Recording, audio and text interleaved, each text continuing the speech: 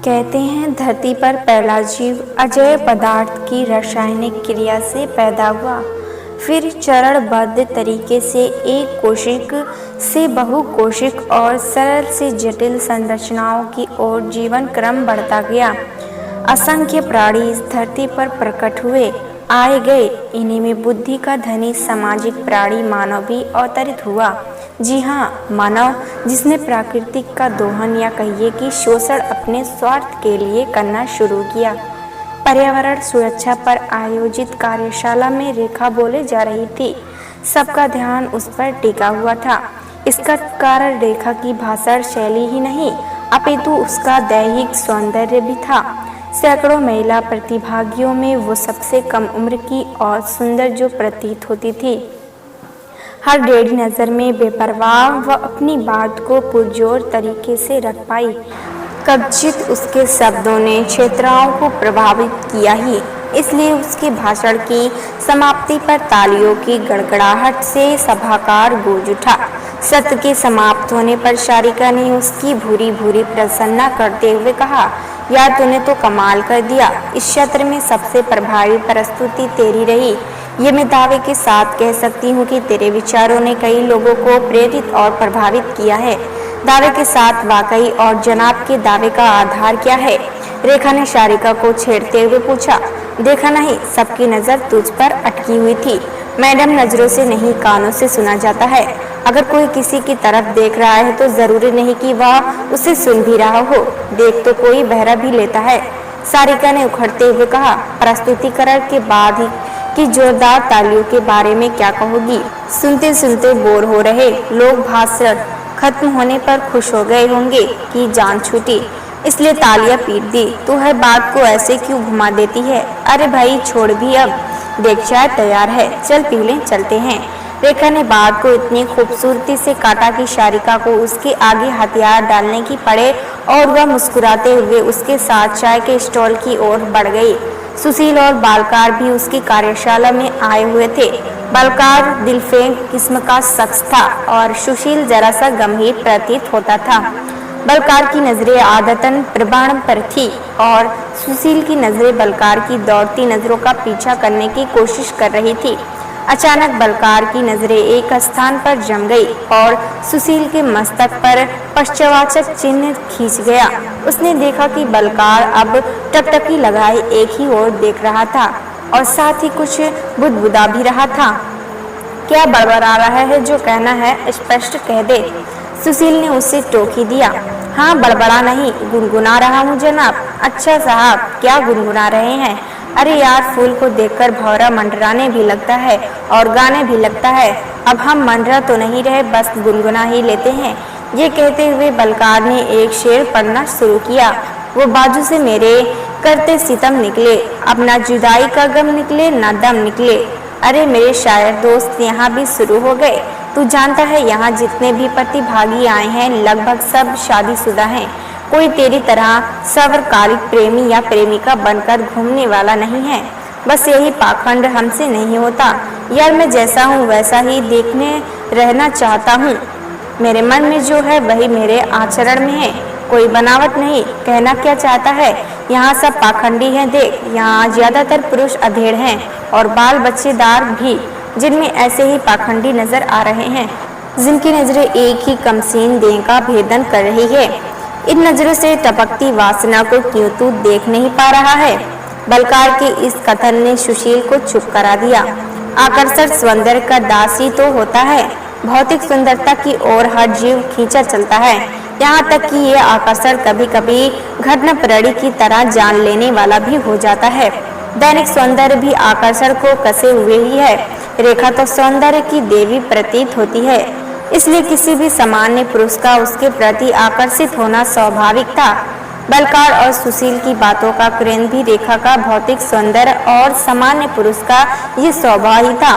बालकार की आयु 32 वर्ष हो गई थी। वह राजकीय विद्यालय में विज्ञान शिक्षक के पद पर कार्यरत था। विवाह करने में उसकी रुचि अभी तक बन नहीं पाई थी। 2 भाइयों व दोनों बहनों में वह सबसे छोटा था। बाकी तीनों अपने अपने घर बसा चुके थे। सबका लाडला होने के कारण किसी ने भी विवाह के लिए उस पर अतिरिक्त दबाव नहीं बनाया। वो भी अपनी जिंदगी में खुशबाश मस्त था। 2 दिवसीय कार्यशाला का अंतिम सत्र खत्म हुआ, जिसके बाद भोजन करके सबको अपने अपने कार्यक्षेत्र के लिए निकलना था। जब तक भोजन तैयार होता तब तक सबने अपना अपना सामान समेट लिया। सबके बैग लगभग तैयार थे। इसी बीच भेजने के लिए सीटी बजी। सब खाने के लिए रौलाट्स के पास पंक्तिबद्ध हो गए। संयोग से रेखा और बलकार एक ही मेज पर बैठकर भोजन करने लगे।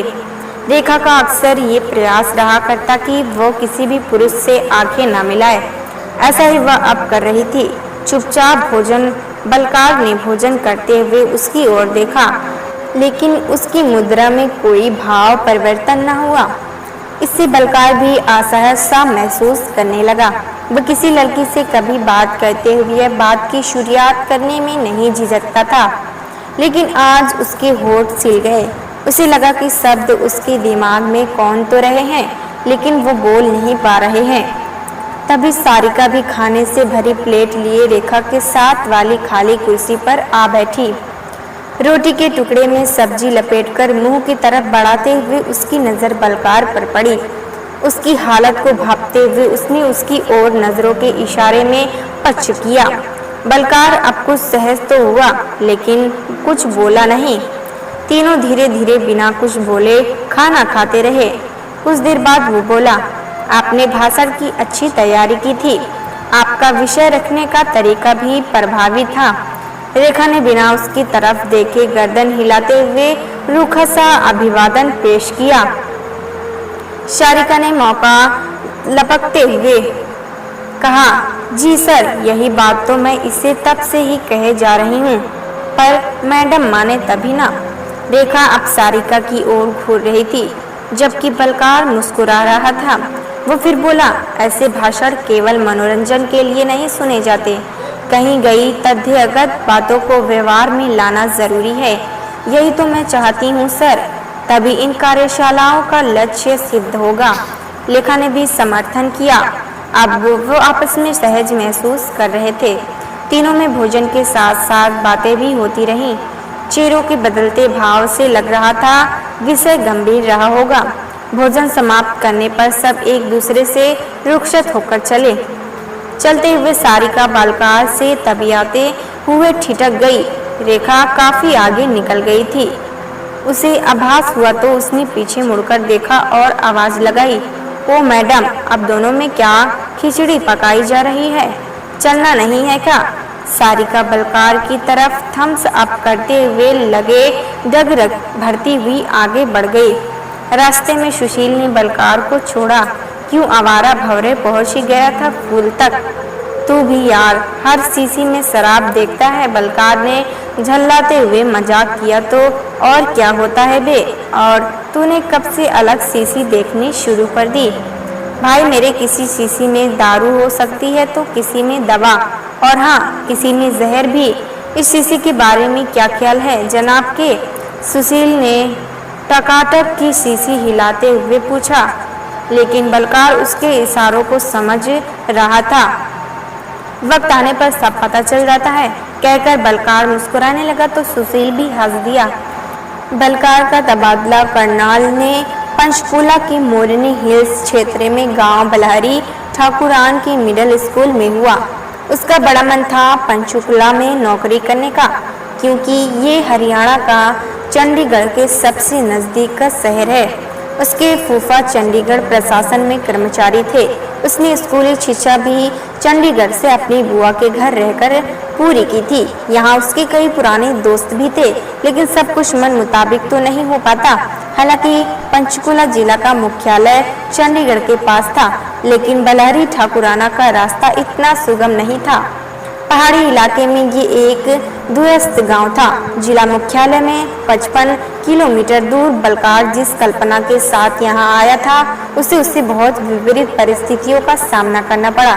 शहर की बजाय उसने गांव में ही किसी के घर पेइंग गेस्ट के रूप में रहने की सोची, लेकिन बात नहीं बनी। एक मकान में एक कमरे का सेट किराए पर लिया। वक्त सबसे बड़ा उत्साह है। अब तक जिसे एक प्याज काटने तक की जरूरत ना पड़ी थी, अब उसे खाना स्वयं बनाना था और अपना धोबी भी स्वयं ही बनना था। चौका बर्तन सब कार्य खुद करने थे। विद्यालय की हालत भी चलताऊ ही थी।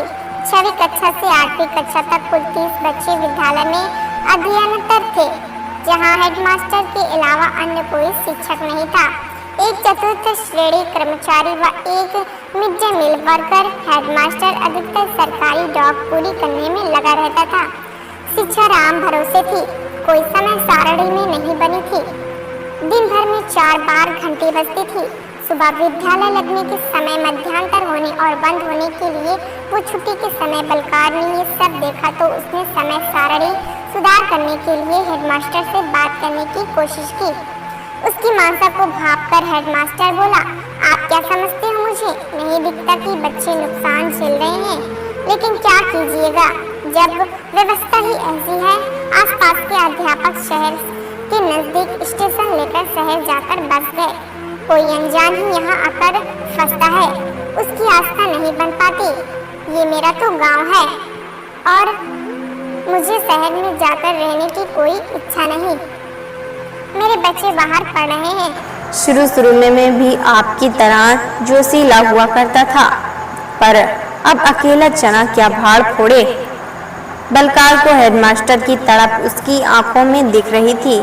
हेडमास्टर आगे बोला, जब यहाँ हेडमास्टर और हर विषय का अध्यापक सब मैं ही हूँ, तो किससे के लिए समय सारणी बनाऊं। बस थोड़ा थोड़ा हिसाब लगाकर यथा समय सब कक्षाओं को विषयानुसार काम करवाने की कोशिश करता हूँ। कई बार कोशिश सफल हो जाती है, कई बार कोशिश करने का ही समय नहीं मिलता। गांव वाले मेरी शर्म करते हैं। यह इज्जत जो ये बच्चे यहाँ पढ़ने आ रहे हैं, वरना इनको भी स्कूल से हटा लिया होता। कुछ अभिभावक जिन निजी विद्यालयों का खर्च वहन ही नहीं कर सकते। बलकार ने बात जोड़ी, हाँ ये बात भी है। फिर कुछ सोचकर हेडमास्टर ने समय सारणी बनवा दी और उसे कक्षा अनुसार लिखवाने के लिए बालकर को देते हुए कहा, फिर भी अब हम 2 जन हैं, समय विभाजन कर ही कक्षाओं को पढ़ा लिया करेंगे। जब तक तुम यहाँ से अपने तबादले का जुगाड़ नहीं लगवाते, तब तक तो बच्चे कम से कम कुछ सीखकर ही जाएंगे।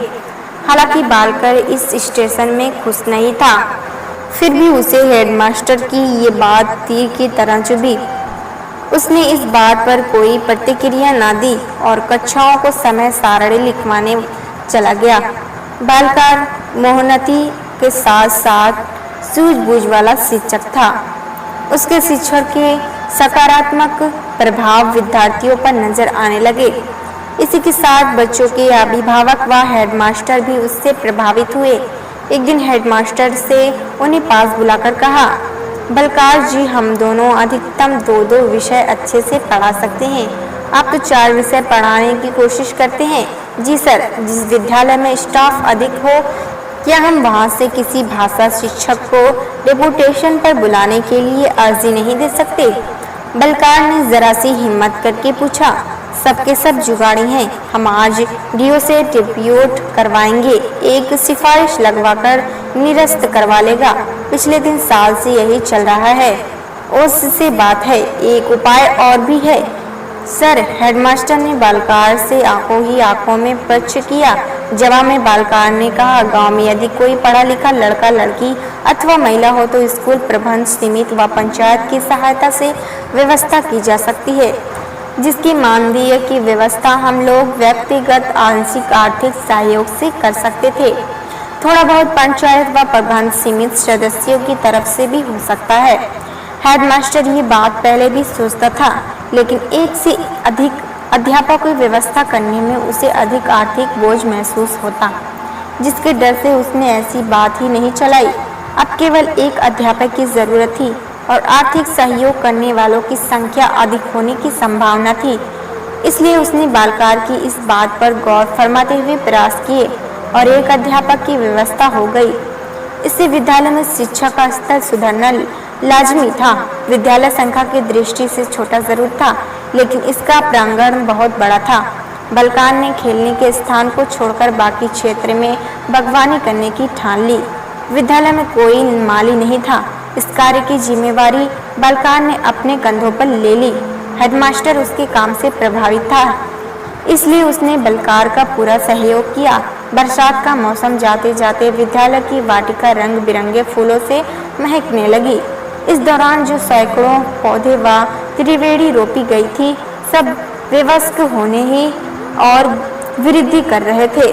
अब की बार जुलाई मास में विद्यार्थी, अभिभावकों और पंचायत के सहयोग से अनेक पौधे गांव के आसपास खाली जगह पर लगाए गए।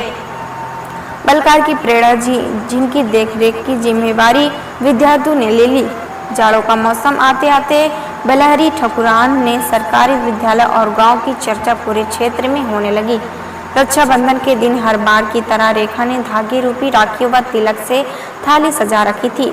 वह एक एक करके उन्हें राखियों बांधकर तिलक किए जा रही थी। जब वह एक क्रिया करती तो उसकी माँ थाली को संभाल लेती। हरियाणा के शिवालिक क्षेत्र में एक छोटे से गांव बंजोल में एक खेत से कभी छोटे बड़े वृक्ष फिर रेखा के साथ रक्षाबंधन मना रहे थे, जिनकी रक्षा की जिम्मेवारी रेखा ने संभालती हुई थी। इन्हीं के बीच खेलती हुई रेखा बड़ी हुई। उसमें प्रकृति के प्रति प्रेम की भावना का विकास हुआ, जिसे उसने अपने जीवन की साधना बना लिया। पर्यावरण विज्ञान में एक सकल रेखा दुनिया भर से पर्यावरण आधारित सेमिनारों में भाग ले चुकी थी। अनेक जर्नल्स में उसके शोधपत्र प्रकाशित हो चुके थे। एक कुशल पर्यावरणविद, एक पर्यावरण कार्यकर्ता के रूप में उसने बहुत ख्याति प्राप्त कर ली थी। पर्यावरण सुरक्षा के लिए अनेक कार्यशालाओं में उसे बतौर प्रशिक्षक बुलाया जाता है। जिस जिम्मेवारी को वो बखूबी निभा रही थी, उसे अपने गांव और प्रकृति से इतना लगाव रहा कि वो जहाज के पंछी भी भांति इसे कभी न छोड़ पाई। उसके पिता एक प्राथमिक अध्यापक थे जो स्वयं प्रकृति प्रेमी थे। पर्यावरण पर उनकी लिखी वाली कविताएं उसमें पढ़ने वाले हर बच्चे को कठिन थी। लेखा में ये गुण प्रेतक संसार की वजह से ही था। दुर्भाग्यवश वे रेखा की किशोरावस्था में ही चल बसे।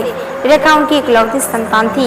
उसकी माँ और वो एक दूसरे का सहारा थी। रेखा की माँ ने आज फिर उसे टोका, बेटा तू इतनी पढ़ लिख गई है, ईश्वर का दिया सब है हमारे पास।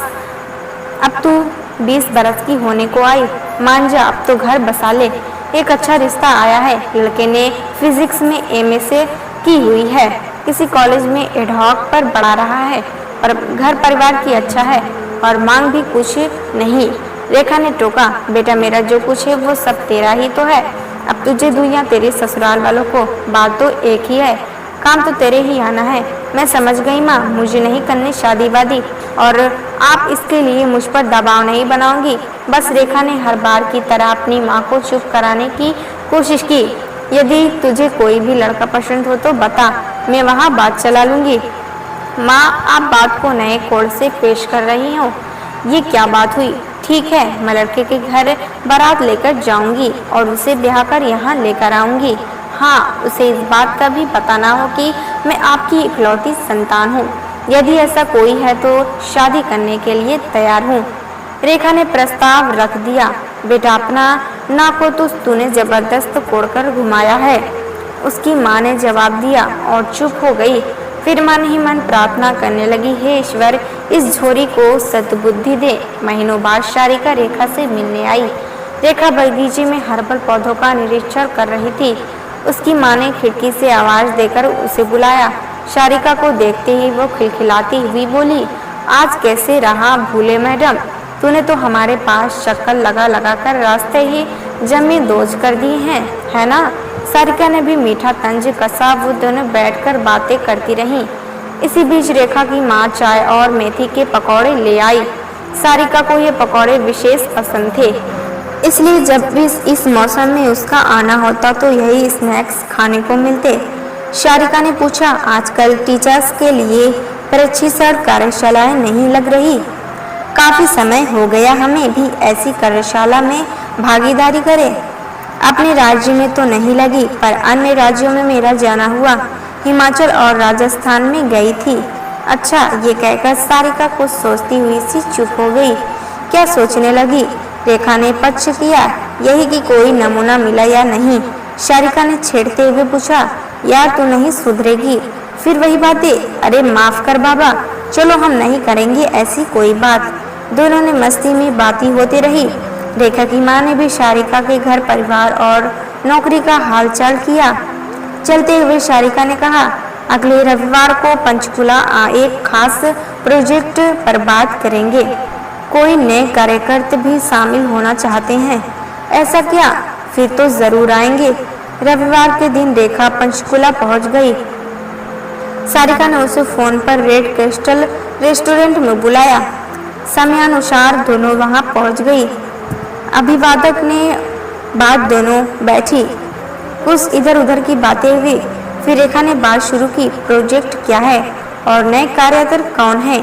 तुझे प्रोजेक्ट में रुचि है या कार्यकर्ता में? सारिका ने छेड़ा। देख सारिका, तू हर बात को ऐसे मत घुमाया कर। ठीक है बाबा, थोड़ा इंतजार कर, वो भी आते हैं होंगे। तुम्हारे पड़ोस का एक गांव और उसका सरकारी स्कूल आजकल पूरी सुर्खियों में है। तुझे मालूम भी है? हाँ, बलहरी ठकुरान। थोड़े ही वक्त में वो विद्यालय चमक गया है। उसमें बेहद खूबसूरत वाटिका जिसमें छोटा सा हर्बल पार्क भी है। सैकड़ों नए पेड़ उभर रहे हैं। विद्यालय और ग्रामीणों ने मिलकर पेड़ों को बच्चों की तरह पालना शुरू कर दिया।